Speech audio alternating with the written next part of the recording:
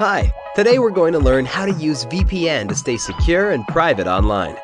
Wow, this is a tough job. Just kidding. When you use NordVPN, all it takes is just a single click. See for yourself. Click, and you're browsing securely on public Wi-Fi. Click, your ISP can't see what you do online. Click, and you're in a different country. Well, virtually. Any device you have there, NordVPN has you covered. Everything else is just details. But if you care to know more, NordVPN has more than 5,000 servers all over the world. It protects your sensitive data with advanced encryption, shields you from malware and phishing sites, and keeps no logs of your online activity.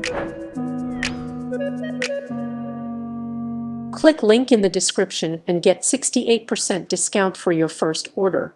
Mounting with clips. Mark the spot on the wall where you want the mirror to hang. Place the mirror against the wall in your desired position. Using a pencil, mark around the top and bottom corners. Take the mirror off the wall and place out of the way. This step will be easier with the help of another person who can hold the mirror in place while you make the markings. Clips are best for small frameless mirrors. If you are hanging a large mirror, use J-channels or Z-clips in place of regular clips, which can support more weight. Use a level to make sure the mirror will hang straight. Based on the corner markings you made, use a spirit level to draw straight lines across the wall where the top and the bottom edges of the mirror will go. To use a spirit level, look at the bubble in the tube. If it is equally spaced between the two black center lines, then your edge is straight. If it slides off to one side, adjust the angle of the level until the bubble sits in the center. Double-check that the wall is flat. Clipping a mirror too tightly against a bumpy wall can cause it to shatter. To locate bumps, slide a straight-edged board that is longer than the mirror itself over the wall. A yardstick is a good option, but if that's too short, try a straight piece of 1 inch 2.5 cm x 3 inches 7.6 cm lumber. It will rock back and forth over a bump. Mark these spots with a pencil and sand them down. Power sanders are the simplest and quickest method. You can also use sandpaper wrapped around a wood block. Locate and mark the studs in the wall. Studs are the evenly spaced wooden support beams that can be found behind most interior walls in homes. Slide an automatic stud finder along the wall to find the studs. With a pencil, mark the outside edges of each stud in the area where you plan to hang the mirror. If you don't have a stud finder, you can approximate the location of the studs by tapping on the wall. Taps between studs will sound more hollow, while taps over studs will sound more solid. If the mirror is positioned so it falls squarely in between studs, consider shifting its location so at least one clip can be screwed into a stud. Mark where you plan to install the bottom mirror clips. Depending on the width of your mirror and the number of clips you have, space them out evenly. The mirror manufacturer may have recommendations about how to position the clips most effectively. Using a pencil, make a dot where the screw will go for each clip. Make sure to align the bottom edge of the clip with the line you drew marking the bottom edge of the mirror. The markings for the pilot holes will fall 1/2 inch 1.3 cm to 1 inch 2.5 cm above the line, depending on the size of the clips. Drill pilot holes and install the bottom clips on the wall. Using a power drill, drill holes in the locations you marked. If any of the pilot holes do not fall on top of a stud, tap in a plastic wall anchor with a hammer until it is flush with the wall.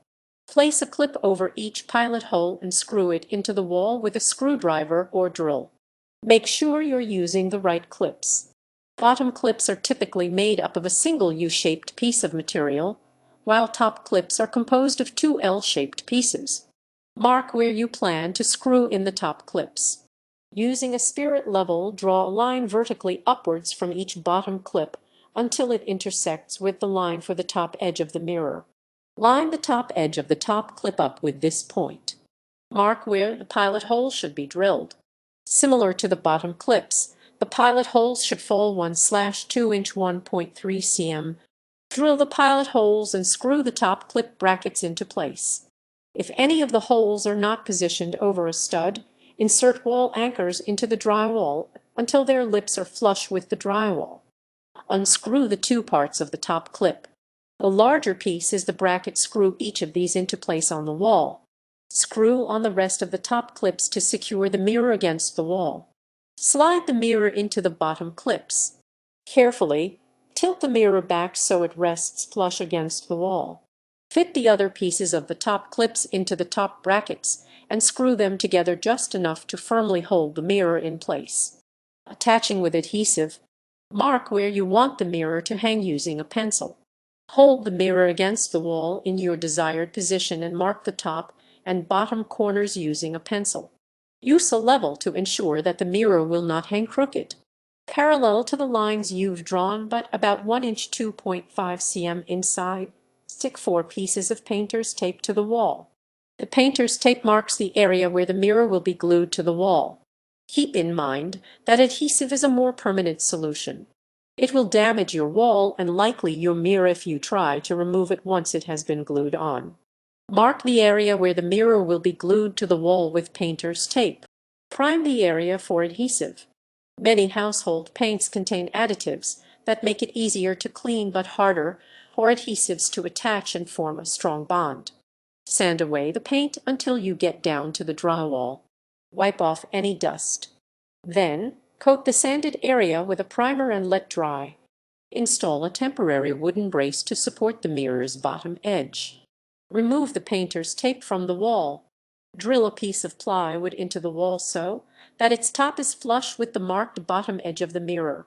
If you're installing the mirror in the bathroom, you can often use the countertop backsplash as a bottom support rather than installing a temporary brace.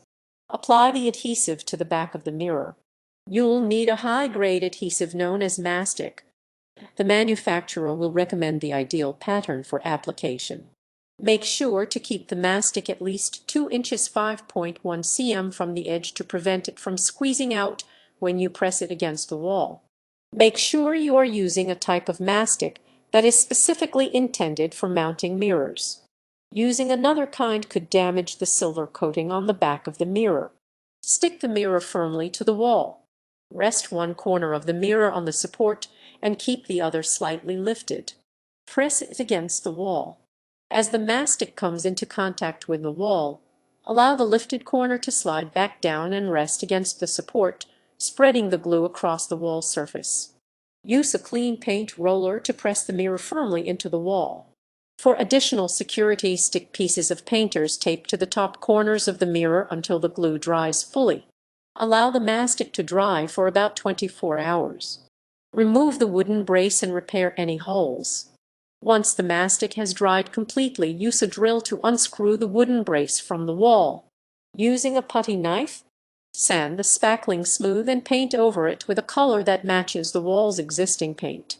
Peel off any leftover painter's tape. Make sure to check your local building codes. Some areas may require clips in addition to adhesive when mounting mirrors.